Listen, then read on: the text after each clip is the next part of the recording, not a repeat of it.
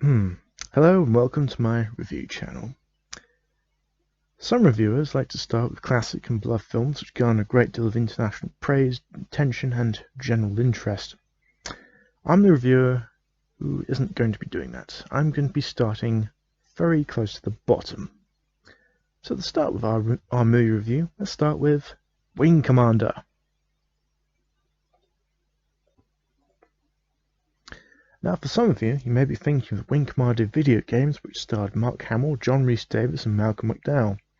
However, the franchise actually expanded into a few other mediums, including an animated TV show called Wing Commander Academy, and the 1999 not classic film. The film was released in that year and is based upon popular Wing Commander video games. The film stars Freddie Prinze Jr., Matthew Lillard, Saffron Burrows, David Suchet, Sheki Kyle, and Jurgen Prochnow, as well as a host of other actors who should have been in much better films. It also has a cameo appearance from Chris Roberts, who produced the games. It was met poorly by critics and the public in general, and only managed to bring in about $6 million out of a $30 million budget. I first encountered this film on late-night television during my early teenage years and was very much enthralled by the CGI and dogfighter action. But even then, I felt some of the plot elements were really just a chore to watch, such as the running ideas of the deceased pilots never having existed, which is meant as a means for the pilots to avoid the fear of the likelihood of them being killed in action by the feline enemies that killed Rafi. This was never really developed upon, and I don't think it was what the fans or even casual viewers actually wanted to see.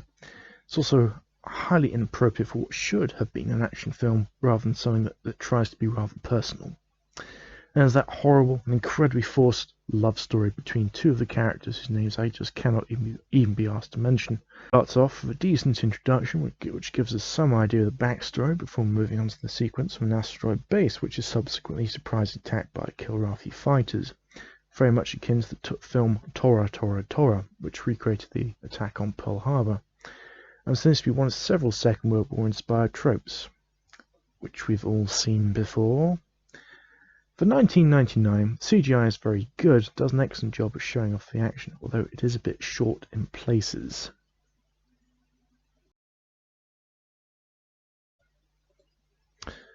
However, this is unfortunately one of the few things that are to its credit, and there were a lot of very questionable decisions made with this film, such as Taggart, for example, being made a Frenchman, even though in the game he was actually Scottish.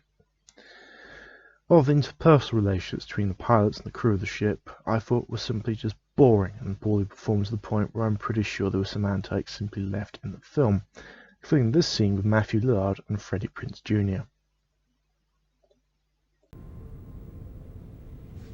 This is the big show. And you gotta have someone watching your back. It's either kill or be killed. And you know what? I can't always be there.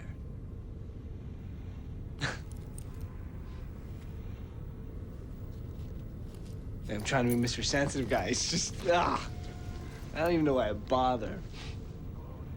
All right. Wish me luck. Luck? But what about desire? Seen Lieutenant Forbes? You know I got the desire. Hey, Marshall.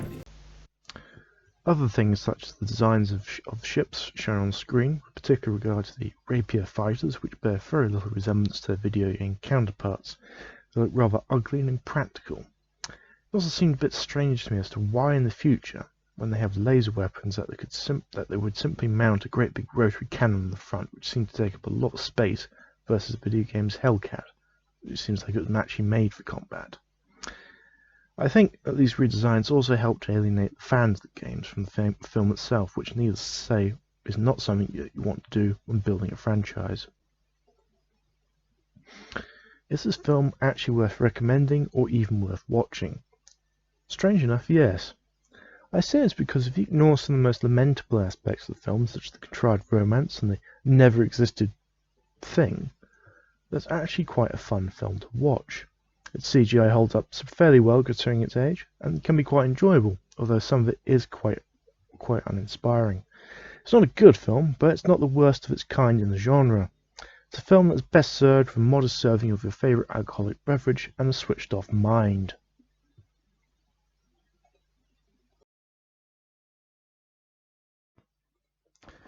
Thank you for watching my review. I do understand this is probably not as good as our reviews out there, but this is my first time doing any of this, and you do at least have to start somewhere. It's also very strange to have to hear the sound of my own voice, so I probably don't sound quite as confident as I would like to be. I plan to create more reviews of other films, which may or may not be terrible, and as time goes on, I'll be improving the channel. I've left a few clips in which I share my thoughts upon viewing selected scenes, which I hope you will enjoy. Hope to see you next time. It's not bad. I mean, that's not bad for the second best pilot at the Academy. You shut up! Next time you don't follow my orders, I'll dump you with the rest of the garbage. You got that? You plot a course for the Tiger Claw, Mr. Blair. Yes, sir.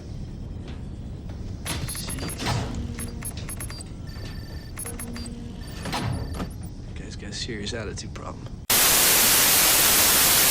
Personal friend, Lieutenant Christopher Blair.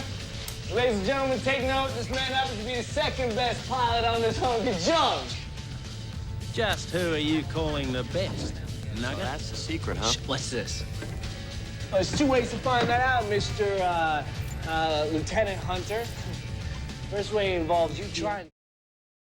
And the other way? Forbes? We're on stand down. One won't hurt. Oh. May even help, huh? Here you go, mate. Allow me. You got balls. You should see him. Mine are bigger. I've been told size doesn't matter. She lied. Do you know what, Hunter? I would have taken the third option. Really? I would have kicked his ass first, then drank his scotch. Oh, touche. Yes, sir. Fire troops 1 and 2.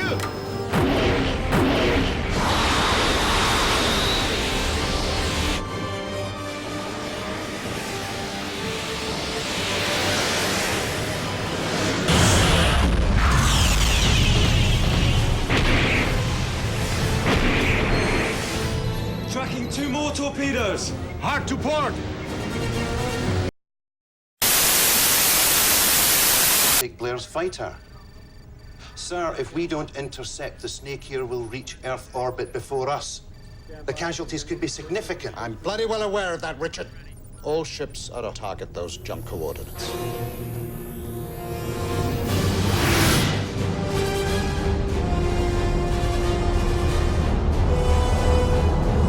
Blair to Confed fleet. A Karathi capital ship has penetrated the Quasar's jump point and is in Earth space. Copy. Thanks for calling. Please leave your name, contact number, and a short message after the tone, and someone will get back to you as soon as possible. Never see him